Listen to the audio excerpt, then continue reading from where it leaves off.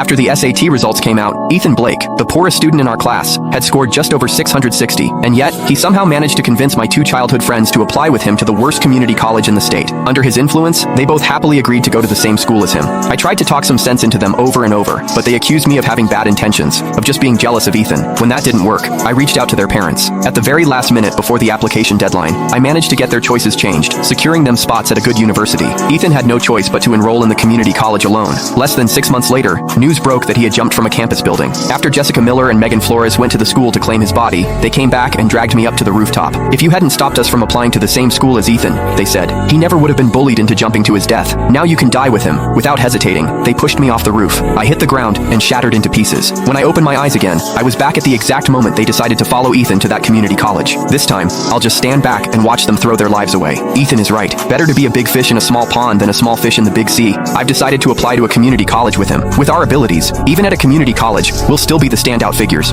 Seeing Jessica and Megan agree to go with him, Ethan's face lit up with joy. Then he turned his gaze toward me. Ryan, you should come with us too. The four of us have always been a team. I really don't want to be separated from you all. Looking at the three familiar faces before me, it hit me all at once. I had been reborn. I had returned to the moment right after the SAT scores were released. Jessica, Megan, and I had all scored above 1,400, more than enough to get into top universities in the country. But Ethan, the poor student who had only scored a little over 660, had somehow managed to persuade us to follow him to a community college instead. This time, if they wanted to go, they could go. I wouldn't waste a single word trying to stop them again. I stood up immediately. Choosing a college is a major decision. I'm going home to discuss it with my parents before I fill out my application. Ethan's expression instantly turned pitiful. Ryan, do you not want to stay with us anymore? I had already seen through his manipulative act in my previous life. I had no intention of getting tangled up with him any further. In this life, I just wanted to stay far away from these three unhinged people and live in peace. I turned to leave and started packing my things, but Jessica and Megan blocked my way. Ryan Jenkins, what's that supposed to mean? Ethan made a kind suggestion. Are you going or not? Give us a straight answer. We don't have time to wait for you. You're already 18. Can't you make up your own mind? Where you go to college? Don't you even know that yourself? Looking at them, the vicious expressions from my previous life suddenly flashed in my mind. The moment they had shoved me off a 36-story building, a chill ran down my spine. If that's how it is, then I'll be blunt. My first choice will definitely be Horvarde or Stanford University. As for that no-name community college, you can go ahead and attend it yourselves. The moment my words fell, tears immediately welled up in Ethan's eyes. Ryan, what do you mean? Are you looking down on me for only being able to get into a community college? Megan hurriedly pulled out tissues and wiped his tears. Don't cry, Ethan.